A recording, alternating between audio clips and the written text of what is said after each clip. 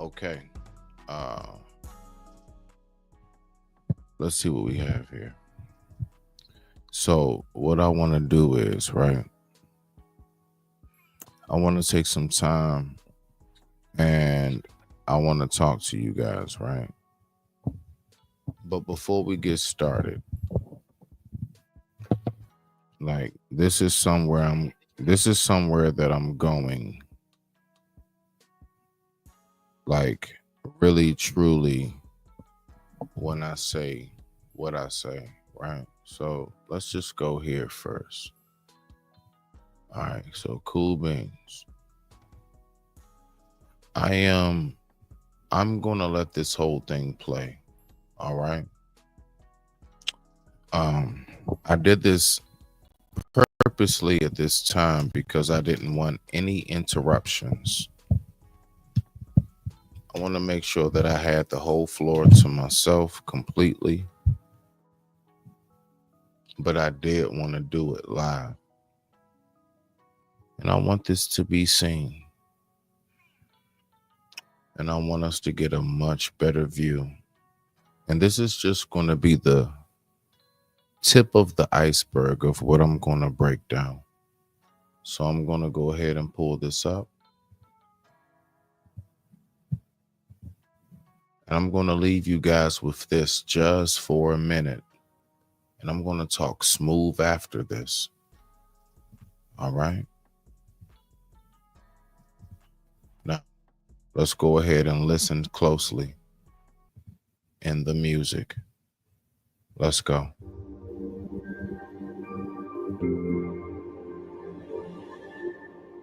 Does soul exist? Soul? Yes. Whose soul? And one more. What is the purpose of life?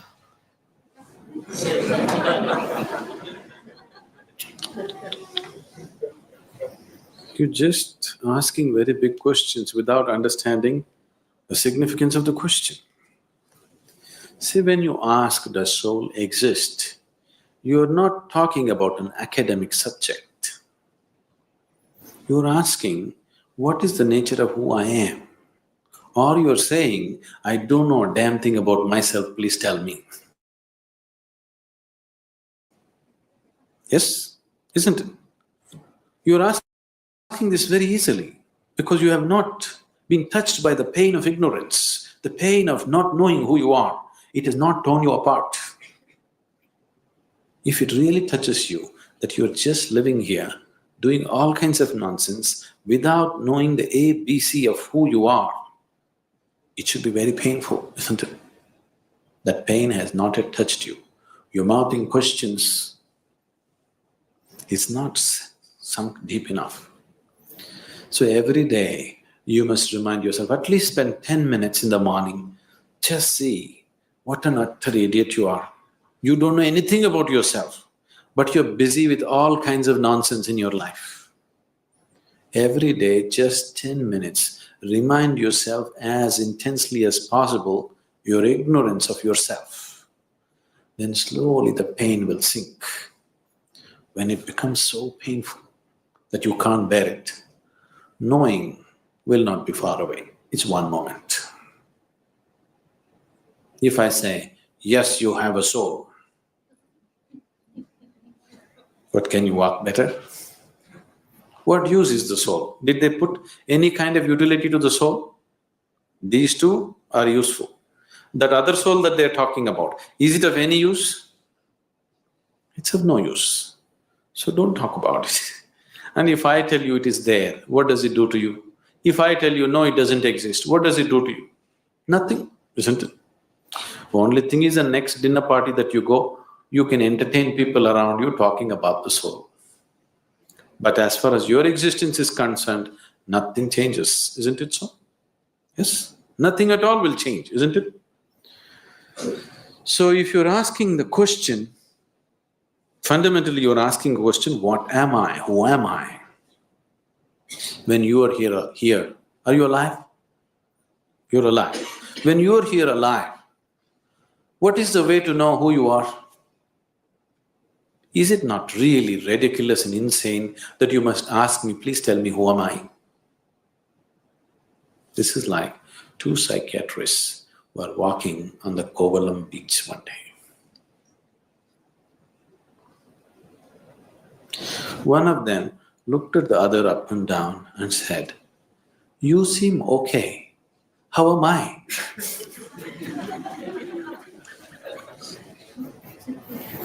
This is just like that, isn't it? You're sitting here, you're alive, you're existing, and you're asking me, who am I? What am I? Is it not ridiculous? Very ridiculous, isn't it? Only thing is, the majority is with you. That's the only comfort which is not allowed you to know the pain of ignorance. You have a huge majority of people around you who are all saying, yes, this is the way to be. Yes, that is the only thing which has given you some comfort. Suppose you are the only man on the planet who does not know who you are, everybody else knows. You know how it would be for you? Yes? You don't know who you are, you're busy in the world. Does it make any sense? Or does it sound like madness? Insanity, isn't it? But the comfort is, you're in a huge asylum where everybody's like you. So your problem is, your existence itself right now is only in comparison with something else. You have no existence of yourself, please see. Right now, if you don't have something that everybody has nose. Suppose you did not have a nose. Actually, you can breathe better, you know. If you take off your nose, you will get 22% extra oxygen. You will be more healthy, everything will be better. But you know how you will suffer? Because everybody else has a nose. Yes or no? Or if you get something extra that other people don't have, you still suffer, isn't it? Suppose you grew one horn. You know how terrible it would be? But if everybody had a horn, then we would be polishing it and decorating around, you know. Your very existence is in comparison. There is no existence of yourself.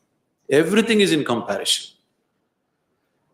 So, with that comfort, you're passing off without knowing the pain of not knowing. If you know the pain of not knowing who you are, then if you just see that I don't know anything about myself, tears will come. If it starts tearing you apart, knowing is not far away. It's very simple. It's very, very simple because after all, you want to know what is within you, isn't it? Can what is within you be denied to you by anybody or anything? Do you need a passport to go within? Do you need a visa? To turn inward and know what's within, do you need somebody's permission? Or can somebody stop you? Can any authority in the world stop you? No. So who is stopping you? Who could be stopping you? Only yourself. Nobody else but yourself. Nobody else is capable of stopping you, isn't it? So why are you stopping yourself?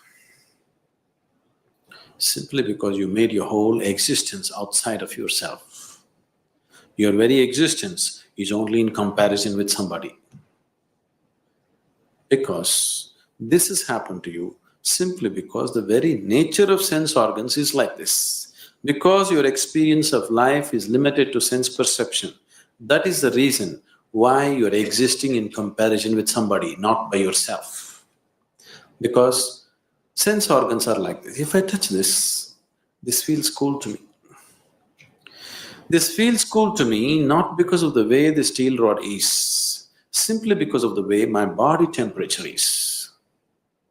If I lower my body temperature and touch this would be warm to me. Yes? Is it so? If I lower my body temperature to -100 and touch this would be red hot to me. Is it so? So your very basic experience of life, because it is limited to sense perception, everything is in comparison. So your very existence has become in comparison. If this has to change, philosophies and teachings are not going to change this fundamental reality. If your experience of life transcends the limitations of sense perception, suddenly everything is different. When we initiated you into Shambhavi, if you gave yourself to the process, it could easily take you beyond sense perception. Many of you going into moments where you're no more within your sense perception, something else is beginning to happen. Anything new happens, your mind is such, it knows only fear. Even if you walk into heaven, you will know only fear because it's something that you do not know. You have conditioned yourself like this. But if you allow it to happen, you will see, you will start experiencing a dimension which is beyond sense perception. Only when your experience of life moves beyond sense perception, then your experience of life is absolute, not in comparison with something else. Then your experience of life has transcended the limitations of the physical. Then you have created an atmosphere to know who the hell you are. You better know who the hell you are. Otherwise, anything that you do is of no consequence.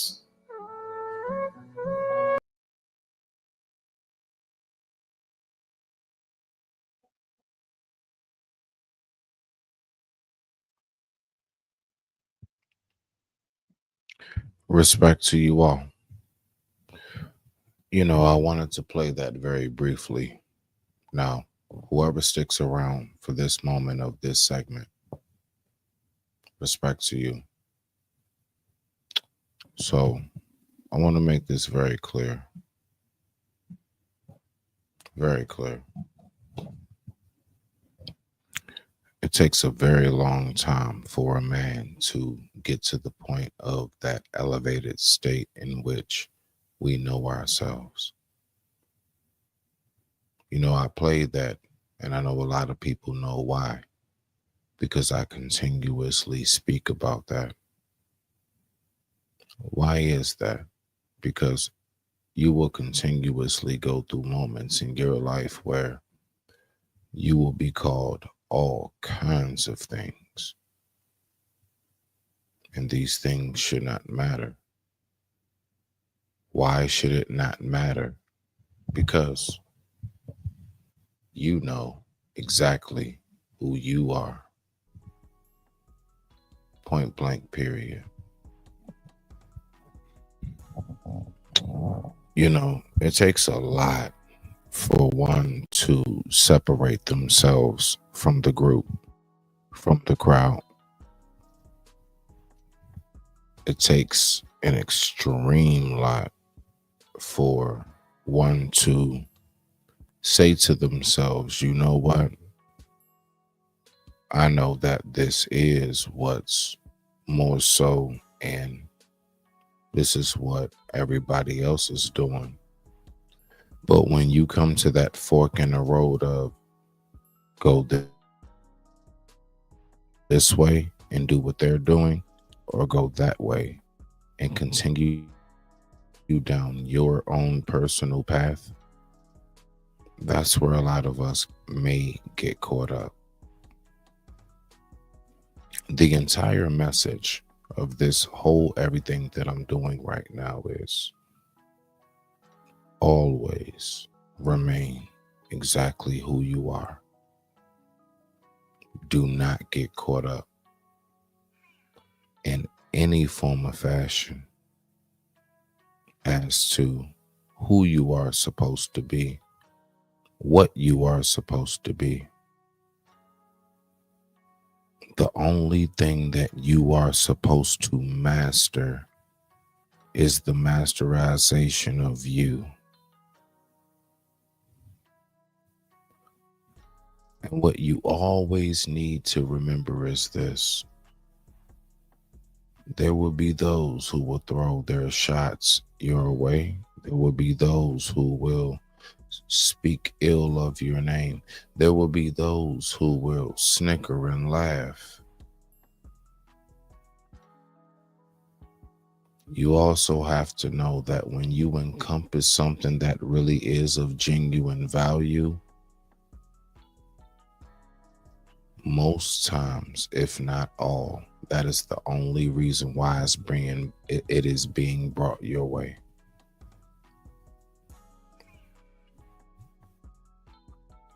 Continuously to keep known exactly who you are and what you consist of. This life is not always going to be the most pleasant to you.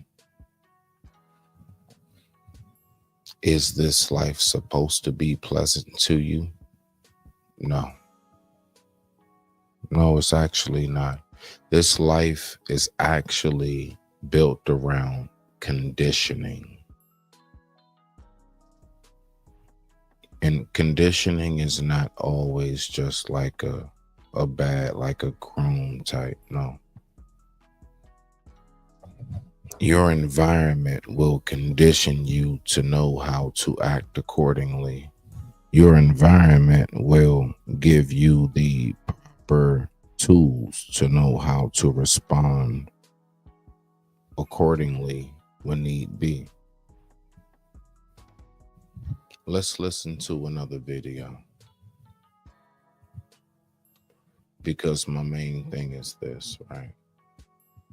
I want us to always remember who we are.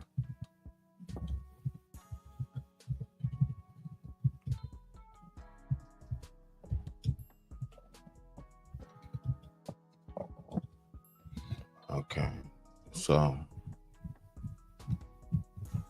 let's go ahead and let's take this time and let's keep on listening. This right here is, because see, I believe again, see, at these wee hours of the night, that's when the angels respond. That's when you get your best signals and messages. And I want to be a part of that reception, not the reception.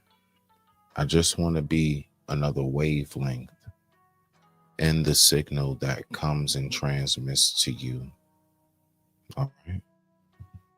So let's go ahead and see what we have right here. And I thank you all for tuning in. The time right now is 2:26 a.m.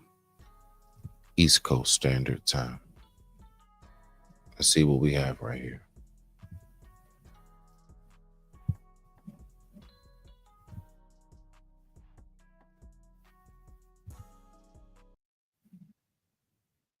Have any thoughts at all. It means not to be fooled by thoughts, not to be hypnotized by the forms of speech and images that we have for the world, not to be hypnotized by them into thinking that that is the way the world really is. Don't let words limit the possibilities of life. Anybody who says that he knows what Zen is a fraud.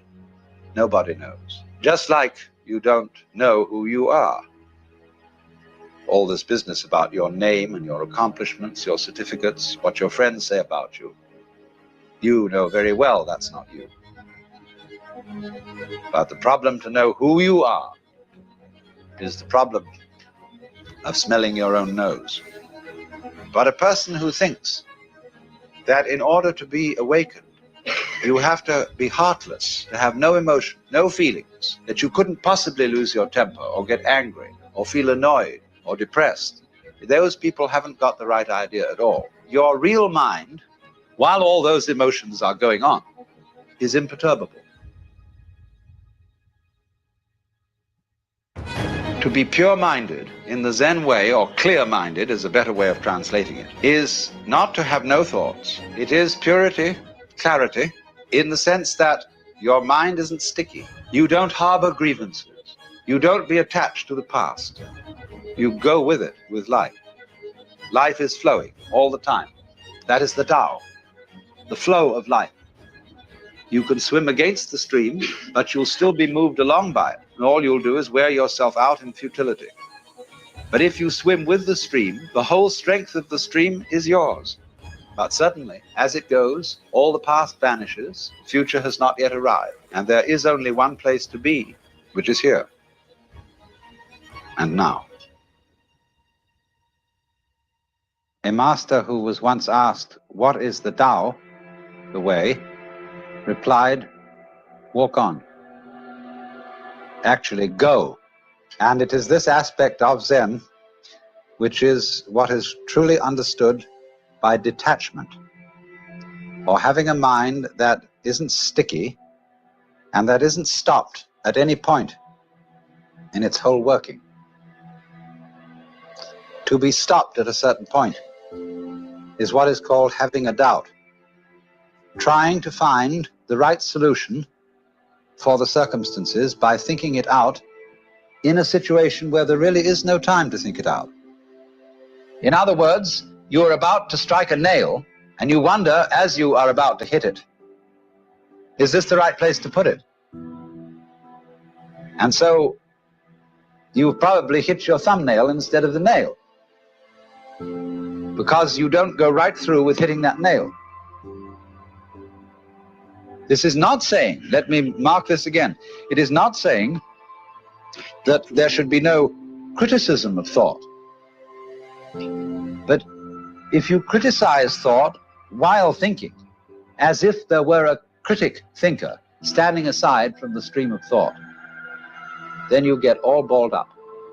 And that is exactly what happens in the process of attachment, or what are called in Buddhist klesha, which mean disturbing confusions of the mind. You see, thinking is silent language. And I mean language in the most inclusive sense of the word, not only words, but also images and numbers, notation.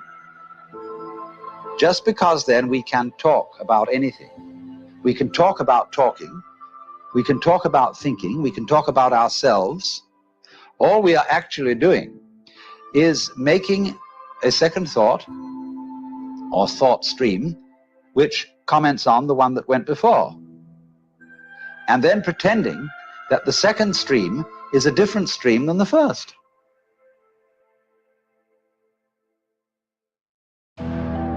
If you believe that there is no really lower self, there is only the higher self, but that somehow or other the higher self has to shine through, the very fact that you think that it has to try to shine through still gives validity to the existence of a lower self.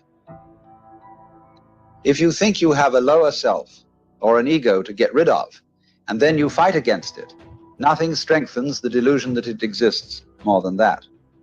The true self, either you know it or you don't.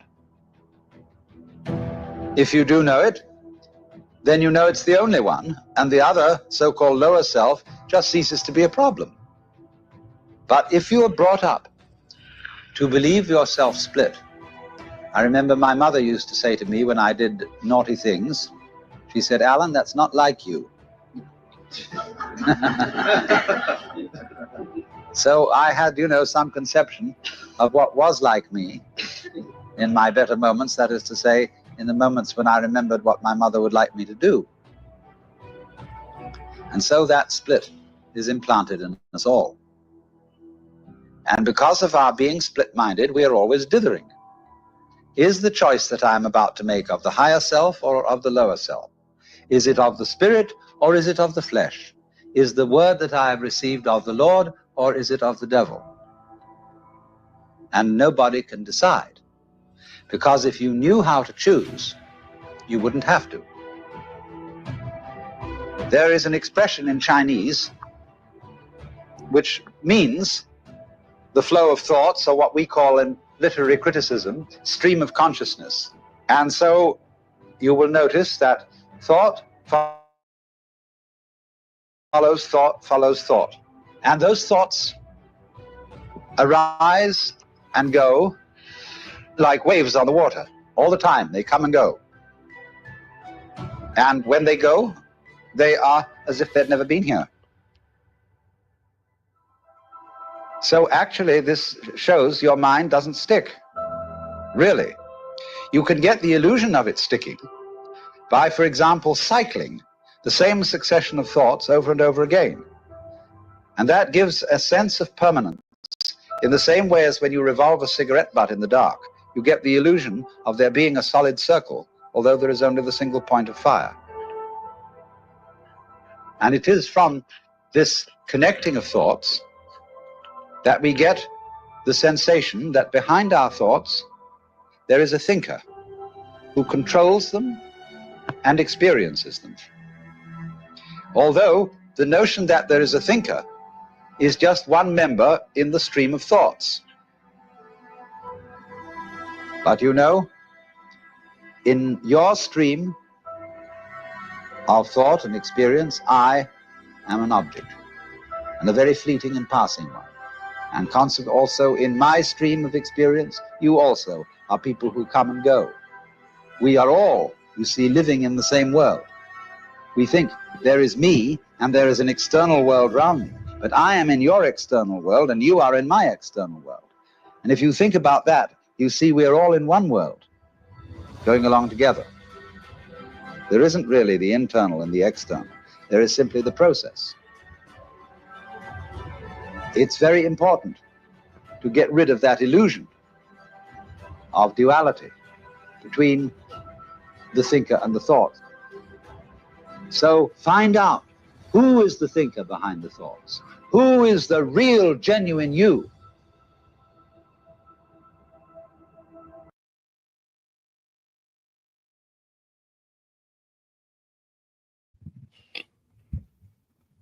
Who is?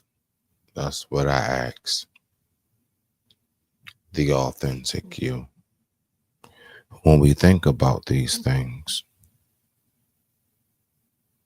when you think about who you are and who you have become, is it because you in your own personal self have developed who you are?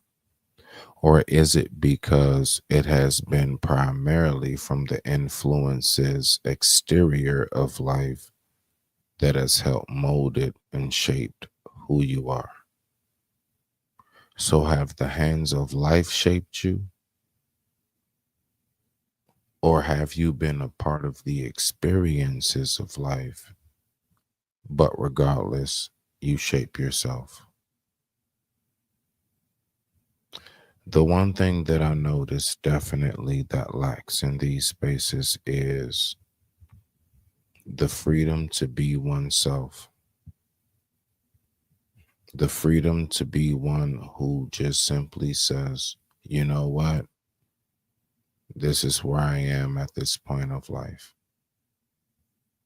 And I'm appreciative for everything that comes my way.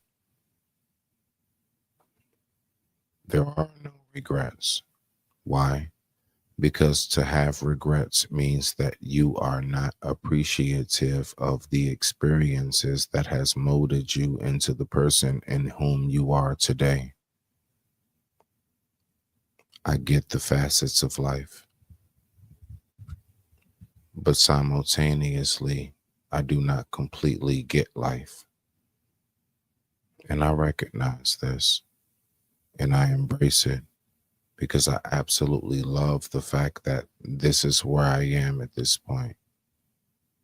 And where I am and where am I? I'm at the point of seeking wisdom.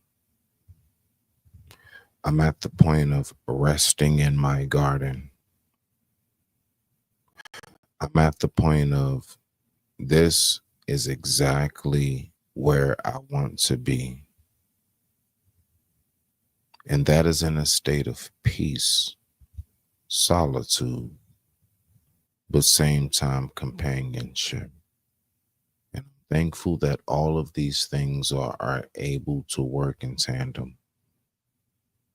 I'm very thankful that I do have the tools and the necessities to keep on going throughout my life and what it is that needs to be done.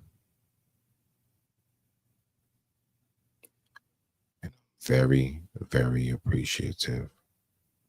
And through my appreciation, ego is smothered out, humbleness is embraced.